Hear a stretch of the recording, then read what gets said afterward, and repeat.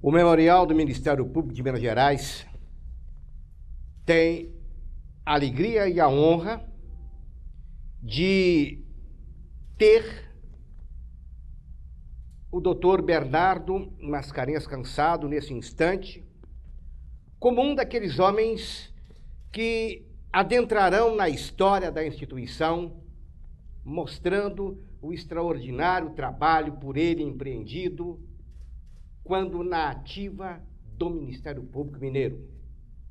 É preciso que se diga que Bernardo Mascarenhas Cansado, ao longo de sua vida profissional, mereceu elogiosas referências por sua grande capacidade de trabalho e invulgar dedicação ao Parquê Mineiro, no qual ingressou no albor da sua juventude. Constituiu uma carreira escorreita, preenchida por irrepreensível idoneidade funcional e moral, e pelo equilíbrio entre a atuação como profissional sempre eficiente e dedicado, e pela busca do engrandecimento do Ministério Público de Minas Gerais. A par disso, foi um homem que recebeu, no trajeto de sua vida funcional, título de honra ao mérito como personalidade de destaque jurídico dado pelo Clube de Advogados de Minas Gerais. Foi escolhido para representar o Ministério Público nas comemorações do sesquicentenário do Superior Tribunal Federal. Eleito patrono de bacharéis da Faculdade de Direito Milton Campos, onde foi professor, Bernardo Mascarenhas Cansado traz consigo a Comenda Santos Dumont, a Comenda do Ministério, a Comenda do Legislativo e a Comenda do Ministério Público de Minas Gerais. Ademais, é o patrono da medalha Professor Bernardo Mascarenhas Cansado, instituída pela coordenação de estágio da Faculdade de Direito Professor Milton Campos. Este é o homem que está à nossa frente. Meu caro Bernardo, muito prazer em tê-lo aqui, muita alegria em tê-lo aqui, muita satisfação e muita honra. Não queira saber como nós estamos felizes com a sua presença. Eu me sinto muito feliz em ter esta oportunidade de rever amigos nos idos tempos em que eu era promotor na ativa. Com o procurador, tivemos sempre um bom relacionamento. É verdade. E graças a Deus, aqui estou, feliz, tranquilo, e vou levar esse fato, essa nossa vida, para o resto da minha vida. Bernardo não, doutor Bernardo. Bernardo. Como é que foi, como é que se escolhia, você se recorda ainda, como é que se escolhia o corregedor-geral da sua época? Através de eleição. Era o procurador eleito pelo Conselho de Procuradores. E naquela época, na época que seu nome surgiu, houve alguma disputa? Houve oposição? Não. Eu me recordo que eu havia entrado em exercício como procurador de justiça uma semana antes da eleição. E me recordo que o primeiro voto que eu dei no Ministério Público de Minas Gerais foi para a sua candidatura. Sem dúvida. Então, diga-me bem, houve oposição naquela época? Houve alguma luta? Houve alguém que competiu ou queria competir com você? Como é que era? Não, eu não tive assim um candidato quando da minha eleição, porque o doutor Marcelo faleceu pouco antes da eleição. Assim eu fui eleito tranquilo, sem qualquer oposição. E quando da sua chegada, Quando os votos terminaram e quando tivemos que começar o trabalho na corregedoria, vem a pergunta: como é que era aquela corregedoria que você encontrou?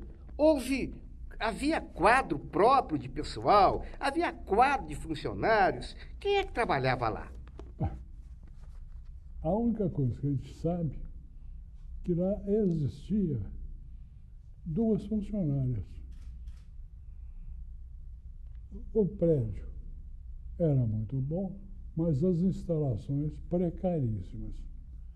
Aí eu, como corregedor, procurei o doutor Eduardo Azeredo e pedi a ele, através da Prodenge, que ele desse à nossa instituição uma ajuda para que pudéssemos, de fato, mostrar que havia um Ministério Público em Minas Gerais, com todas as condições.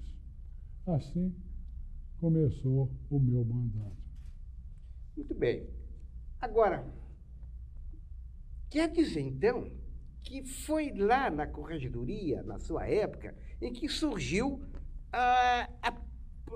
o início da computação aqui na Procuradoria. Em outras palavras, antes da própria Procuradoria ter computador, a corregedoria quem tinha, então? Em primeiro lugar foi a corregedoria. Em primeiro lugar foi a corregedoria.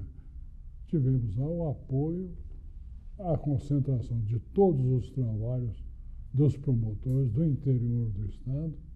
Tinham aquelas papeletas e fomos levando para todos os setores a presença da Prodenge, doutor Eduardo Azeredo.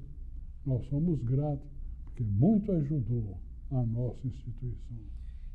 Parece-me que você disse que tinham 2 funcionários. Eram 2 mulheres, 2 senhoras. Não, meus 2 funcionários que trabalhavam comigo na ocasião era o doutor Domício Dias da Costa e promotora doutora Edith Lourdes da Silva. Mais as funcionárias. Mais as funcionárias. Ah, interessante. Agora,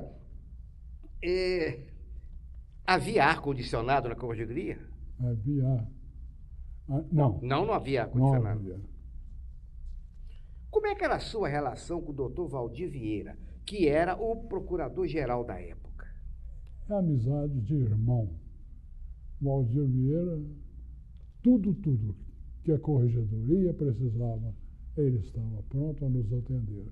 Foi uma época maravilhosa, o meu relacionamento com o procurador-geral na época. E veja bem, em que local funcionava a corregedoria? Onde é que ficava o prédio? Era aquele prédio lá na Avenida Afonso Pena? Era. Perto do Tribunal de Justiça? Tribunal de Justiça. Depois nós fomos lá para cima. Para Contorno? Na Rua da Bahia, lá em cima? Rua da Bahia, lá em cima. Ah, perfeito.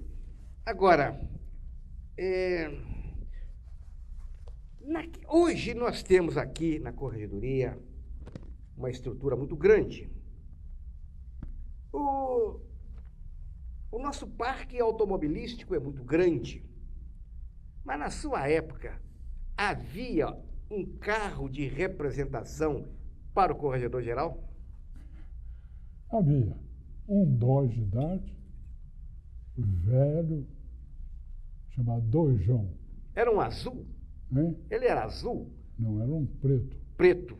Ah, muito bem. Eu me recordo que houve um determinado momento que a corregedoria teve também um Dojão azul. Quer dizer que o seu era mais antigo ainda, era o preto. Preto. Depois passei para esse azul. Para esse azul. Muito bem. Eu gostaria de saber uma coisa aqui no item 9 seu aí.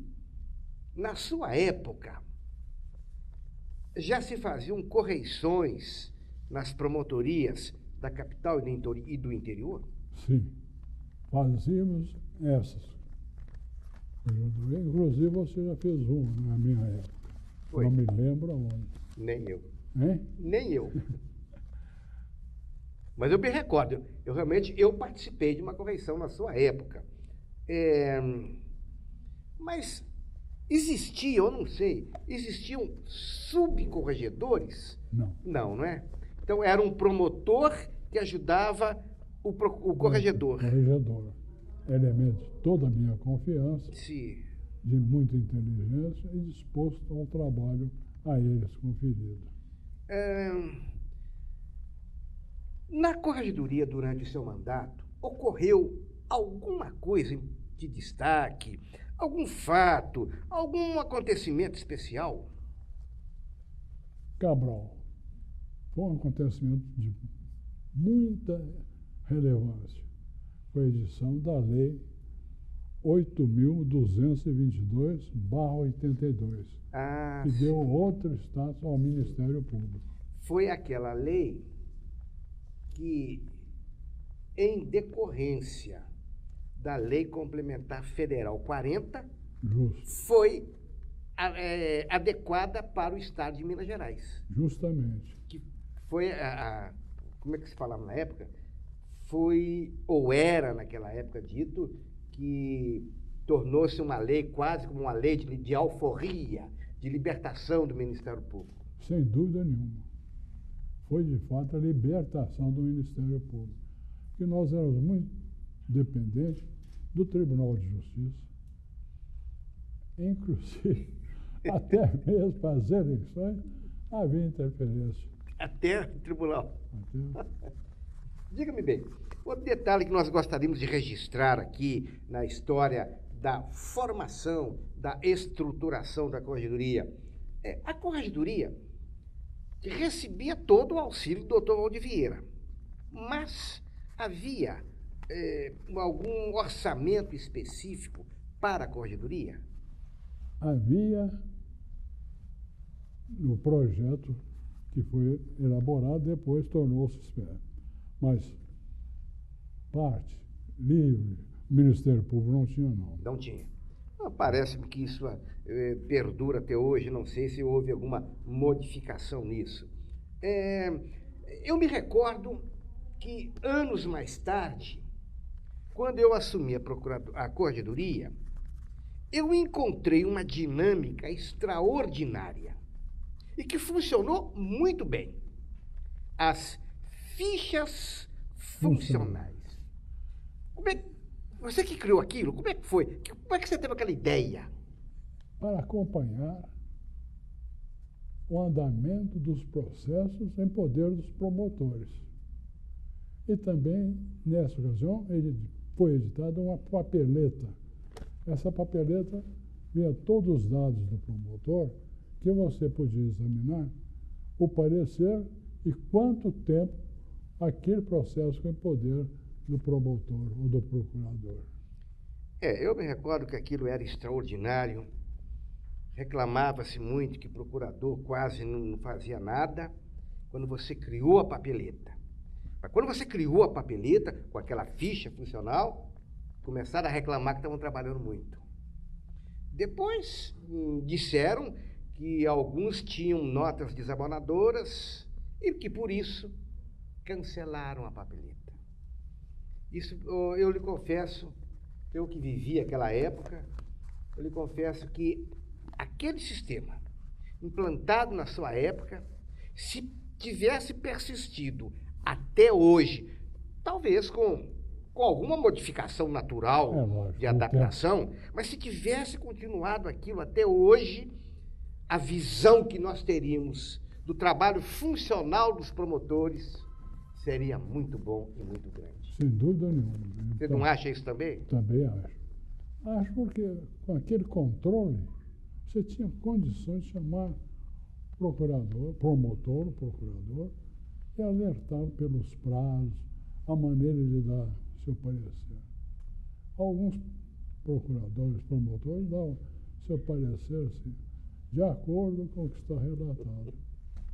Não tinha relato de nada. Você me faz até lembrar, dizem que um promotor do Paraná publicou um livro para o Ministério Público com o seguinte título: De Acordo e Outros Pareceres. Quer dizer, não escrevia nada, era de acordo em outros pareceres. E aquela papeleta exatamente permitia, como você colocou muito bem, chamá-lo, orientá-lo, esclarecê-lo. Tomara que um dia volte. Tomara que alguém tenha a visão que Bernardo Mascarenhas teve há anos atrás. Porque aquela, na minha humilde visão, era o caminho certo. Embora eu não esteja aqui criticando ninguém, e nem tenha autoridade para criticar pessoa alguma. Apenas esboçando aqui um pensamento daquilo que para mim foi extraordinário, uma das coisas extraordinárias na sua gestão. Eu gostaria de saber, nós estamos no nosso memorial, nós estamos no setor chamado memória oral. Mas vamos depois caminhar para o outro setor, memórias fotográficas.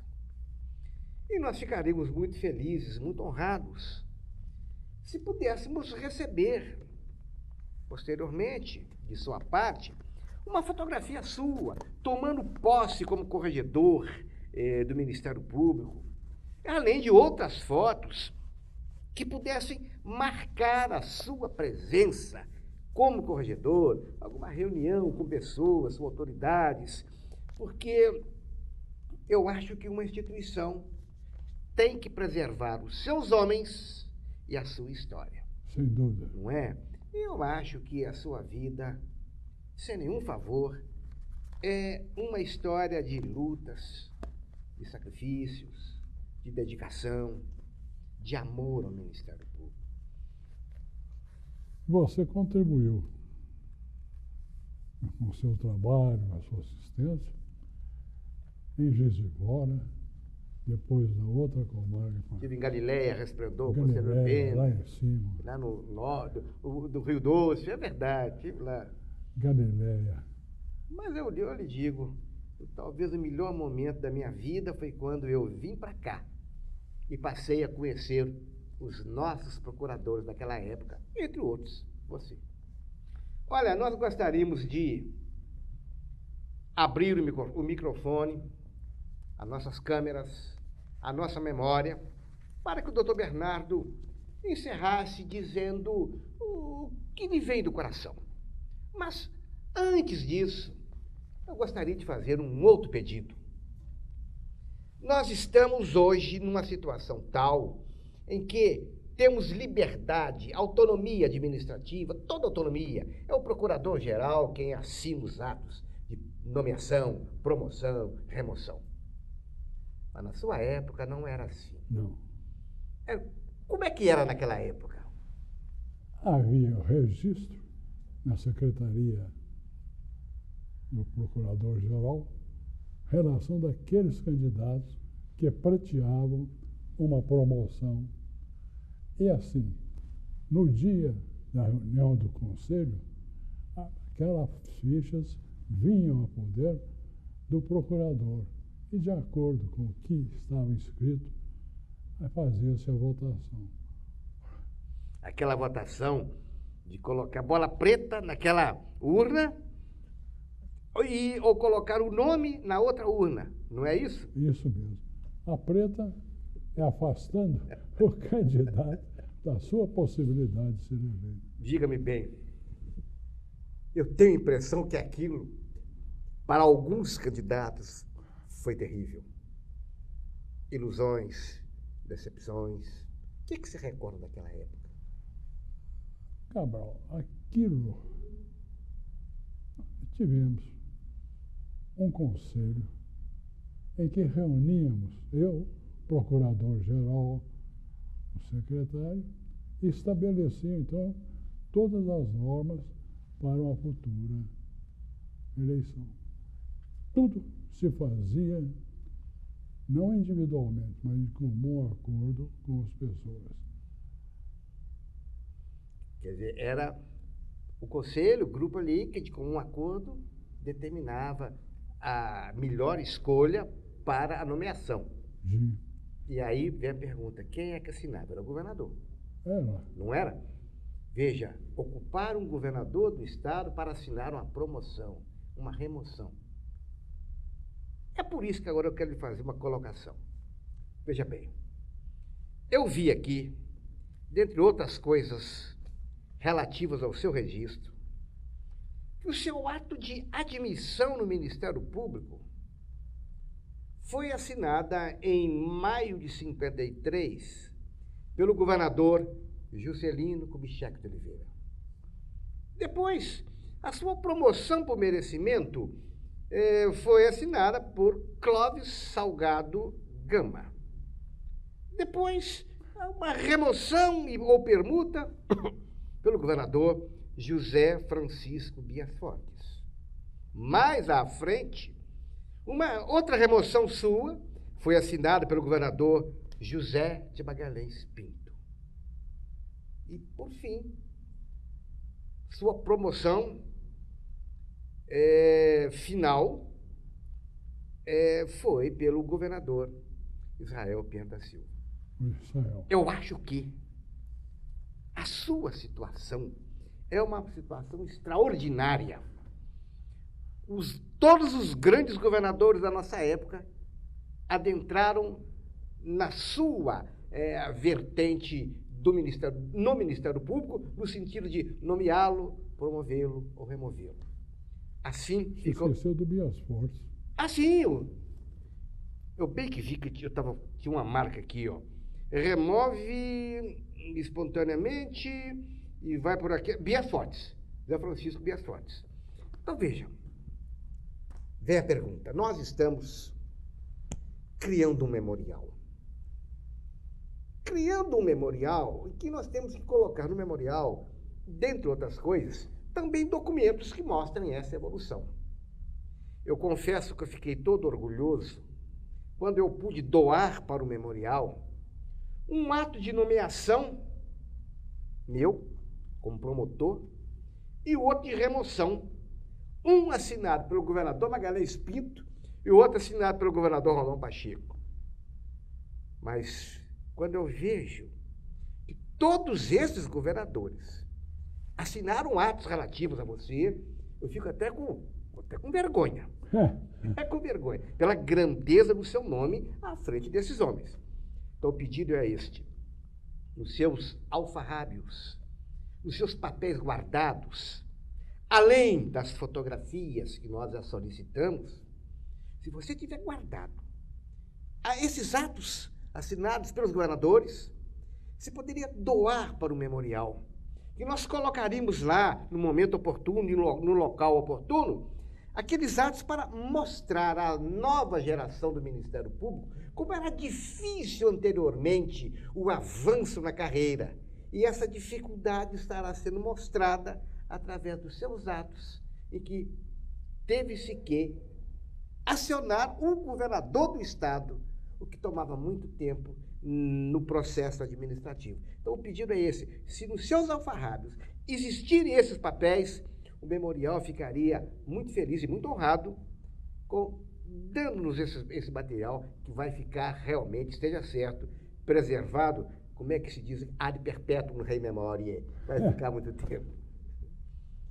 Cabral, eu não sei aonde eles estão, eu tenho todos eles. Eu vou fazer uma busca nas minhas coisas e com muito prazer entregarei a você. Muito obrigado. Agora sim, ao encerrar a nossa conversa, como eu disse ao Dr. Bernardo no início, o nosso bate-papo, eu gostaria de que ele encerrasse dizendo o que ele achou da visita, o que ele acha do Ministério Público, qual o seu sentimento em matéria da sua presença, enfim, terminasse dizendo o que o seu coração gostaria de dizer. A Câmara está à sua disposição.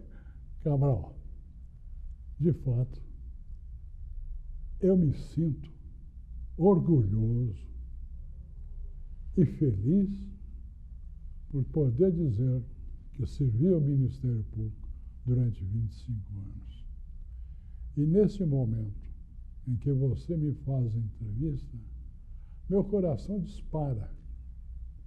Tá lá.